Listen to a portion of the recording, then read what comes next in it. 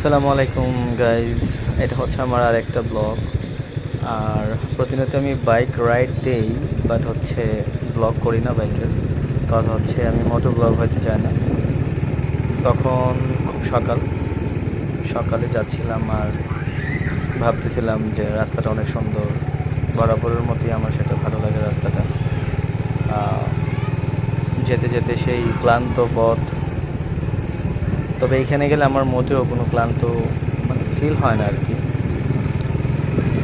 So যাচ্ছি, আর আমি একটু স্লো রাইড করতে পছন্দ করি।